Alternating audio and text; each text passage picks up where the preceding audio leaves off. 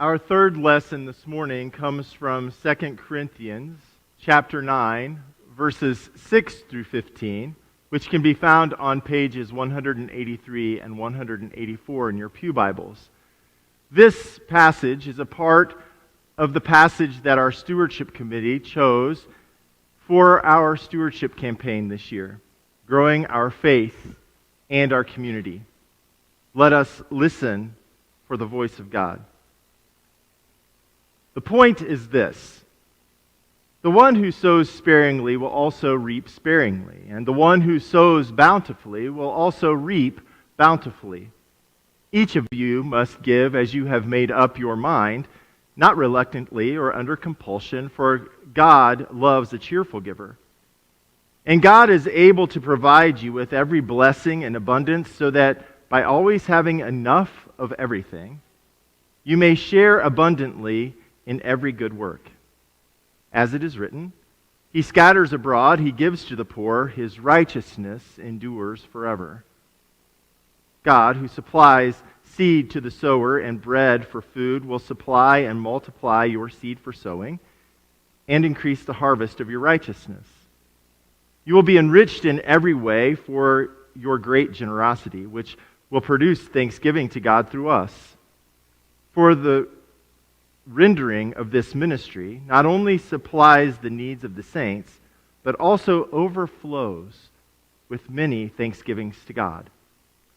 Through the testing of this ministry, you glorify God by your obedience to the confession of the gospel of Christ, and by the generosity of your sharing with them and with all others, while they long for you and pray for you because of the surpassing grace of God that God has given you. Thanks be to God for this indescribable gift. The word of the Lord. Thanks be to God. Maybe unlike any other time of year, the holidays provide us with sights, sounds, and smells that immediately take us back to a place and time from our past. For me, the smell of fresh baked pumpkin pie transports me back into my grandmother's kitchen. Outdoor Christmas lights hung on light poles around town takes me back to downtown Marion, my hometown, during the holidays. A whiff of cinnamon, seeing hand-blown mercury glass antique ornaments, hearing an old Christmas carol sung by Bing Crosby. These can all send me time traveling in my mind. There are other sights and smells and sounds that do the same thing for us throughout the year. For me, somehow the scent of pine sol, pine sol, can bring me back to spring in the house I grew up in. When I see a big sycamore tree, I am back in my old neighborhood in the valley where there was a playground. And don't get me started on songs. Band on the Run by Paul McCartney, or Seven by Prince. Don't judge. He's the soundtrack of my youth. You likely have your own list of sights and smells and sounds, and maybe, just maybe, one of those sounds includes this song.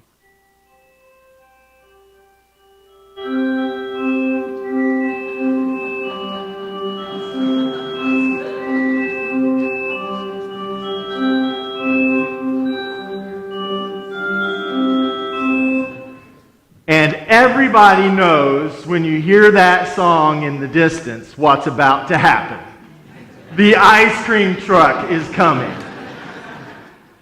In our neighborhood, when we heard that song, kids would literally spring up from out of nowhere. Kids we didn't even know existed in the neighborhood, running toward the street to get one of those frozen treats, a bomb pop, a twin popsicle that you could share with a friend, an ice cream sandwich, a Choco Taco, a push-up, a drumstick, I mean, come on, what's better than that? And when I hear that song, I'm 5 years old again. And I've got my 50 cents clutched in my hand with my mom holding me by the other hand. And when it was finally time for my turn at the window and I'd made my decision, usually when I was little it was an ice cream sandwich, just as the ice cream man was about to hand me that prized possession, my mom would say, "Now, Brian Shawn, what do you say?" And before I could make that frozen treat my own, she would say it again. "Now, what do you say?" And then she looked at me with those adult eyes. Y'all know the ones I'm talking about. You've seen them, and if you have children, you have them. Then finally, tumbling from my lips, came the words that apparently every adult really wants to hear. "Thank you?" "Yes, thank you," my mom would say. And from the truck would come the reply, "You're welcome." But then, just when I thought I had the game figured out, saying the words that apparently grown-ups really want to hear, the game changed. Now, not only did I have to say thank you, I had to share. I mean, seriously.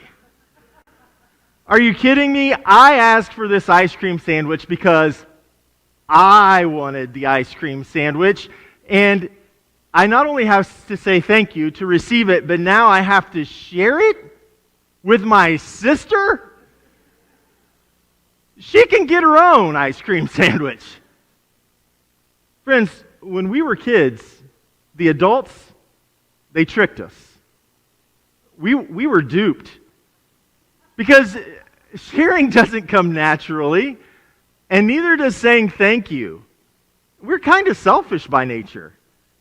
We want to protect that which we think belongs to us. And why say thank you for something that you deserve and that you wanted for yourself? But the adults in our lives who taught us how to say thank you and how to share, they knew something. Because we struggle with being selfish and thinking that what is ours is only ours. The adults in our lives knew, and so do we, that it was important for us to be guided in these life-shaping disciplines. It's why we do the same thing for the young ones in our own lives. We know that this exercise ultimately isn't even really about saying thank you or sharing what we have with others. Becoming skilled in the art of saying thank you isn't just simply about allowing those two little words to tumble from your lips. Learning the art of saying thank you is the gateway into a life characterized by gratitude. And in a similar manner, mastering the discipline of sharing is not simply about the action of giving a portion of something that belongs to us to someone else.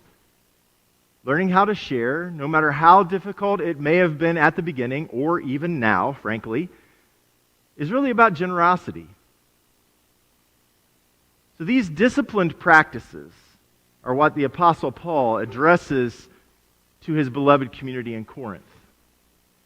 The nature of his arguments resemble the ones that we might use with those who are in our lives, who we love, in our attempt to help them understand the importance of gratitude and generosity.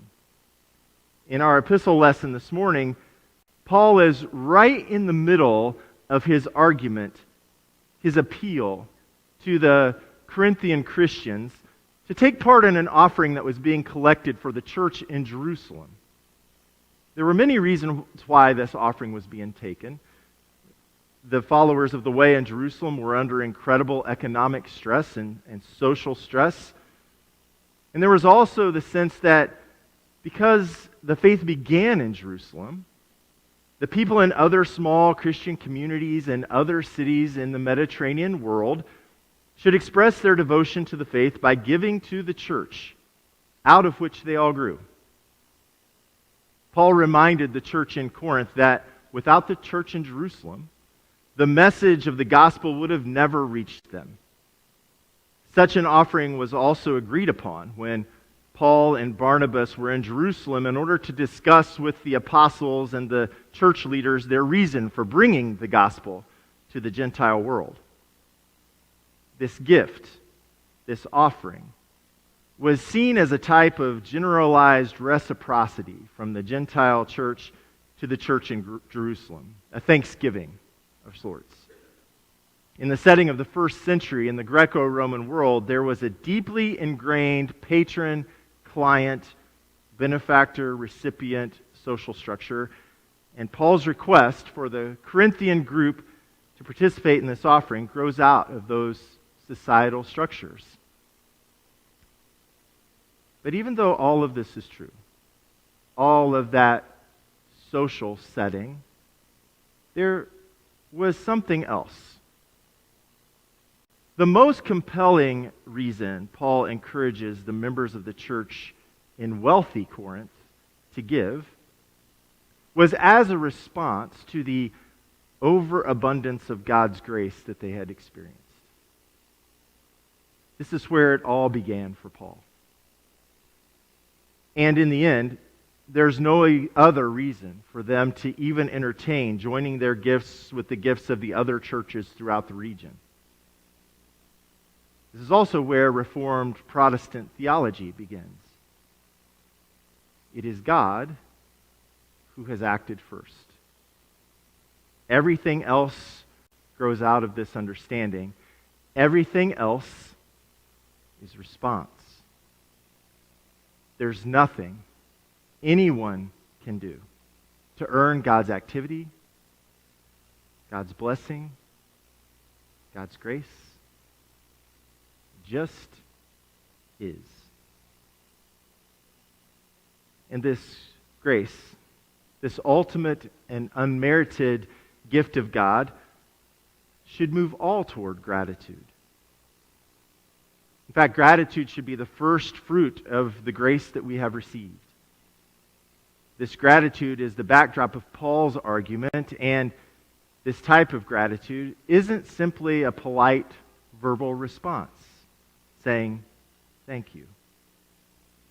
No, the gratitude of which Paul writes, true gratitude, is the transformation of the heart.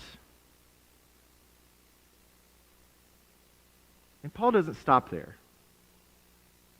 His appeal goes beyond a heart that is grateful for that which the Jesus group in Corinth had received. Indeed, the abundance of God's grace should lead to gratitude in the heart, but that gratitude should then produce generosity. And that's the center of Paul's argument. Paul calls the church in Corinth, and us by extension, to live responsive lives characterized by generosity. A generosity that is the living out of gratitude for the incalculable gift of God's unwavering grace. And then this generosity becomes a vehicle of grace to others. It's a witness to God's abundance, God's there is enough. One author writes, God's grace is powerful and moves the recipients to a reflection of God's abundance so that they respond profusely by doing good works toward others. God's grace, once received, generates grace-laden acts to others. Paul's assumption is that good works are not an option for people of faith, but a necessity. People of faith are free to determine what form the good works take, what shape love takes, but they are not free not to love. They are not free not to do good works. The good works are generated by God's grace, bountifully poured out upon people of faith. This generosity is a generosity born out of gratitude, as a response to grace. This generosity is a responsive act on the part of the one who has received grace and is not a pretentious attempt to somehow manipulate God to act on our behalf. God has already acted. This generosity multiplies itself in the lives of others. The generosity of which the apostle writes is not just monetary, it is a willingness to share grace with everyone, no matter what. The generosity is found in the way in which we live. Grace. The undeserved and audacious grace of God births gratitude in the heart and lives of the people of faith, which in turn brings about generosity in the lives of those transformed by that grace, which then becomes a grace to others. It's a cycle. It's a circle. Grace leads to gratitude, which produces generosity, which becomes a vehicle for grace, which leads to gratitude. This is how God's economy, where everyone has enough, is experienced. When one considers the magnitude of the gift of grace, how can one's heart not be transformed from a heart of thoughtlessness to a heart of gratitude? How can one's life not be changed from a life of entitlement to a life of generosity? It all begins with the gracious activity of God. Generosity becomes the expression of our gratitude for that gift. A generous response of giving of our time and our talent and our treasure to God. In an intriguing book titled Never Pray Again, Eric Clark writes this: "The anxiety created by scarcity makes us grasp and cling. Living into God's economy, the conviction that there is enough for everyone, means letting go. We have to begin to live and give freely. The practice of gratitude begins with generosity and grows increasingly reckless and joyful. God's economy of generosity is where grace and gratitude dance."